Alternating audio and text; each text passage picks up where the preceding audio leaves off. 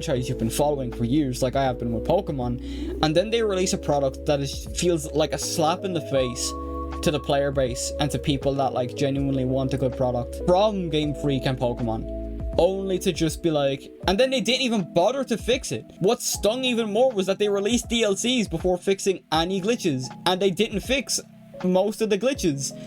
They had the same time frame in releasing DLCs that Cyberpunk had fixing their base game, and Game Freak and Pokemon did nothing with it. That is why I feel it's fair to kind of compare the two, in the sense of what each respective company did with their franchise, and how much each company genuinely cares about growing their games.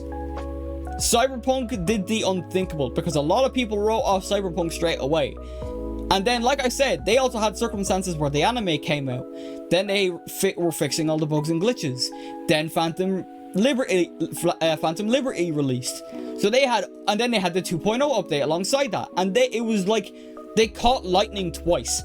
They caught lightning in a bottle twice, somehow. And now look at CDPR. They're releasing a sequel. They're working on a sequel along with Witcher 4. That's what I feel like that's why it's fair to compare the two. In the way they released their respective games, how they dealt with the feedback and glitching, and then the final product after like 2-ish years later. One did not touch their game and released DLCs, and that was it. The other developer fixed their game to damn near perfection, released a 2.0 update that is universally loved, and released a expansion story that was also just as universally loved. And CDPR is not as big as like Pokemon as a whole, because you can throw more people at Game Freak, you can throw more money at Game Freak, you can give them more time, but it feels like it comes down to a lack of care, in my opinion. Now granted, like I said, I'm not a game dev.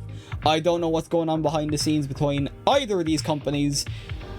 It's just what I see from the surface, and that's all I can judge it on. So that is why I severely shit on Scarlet and Violet, and severely praise CDPR and Cyberpunk 2077 for their respective games. And I think that is fair of a judgment to make.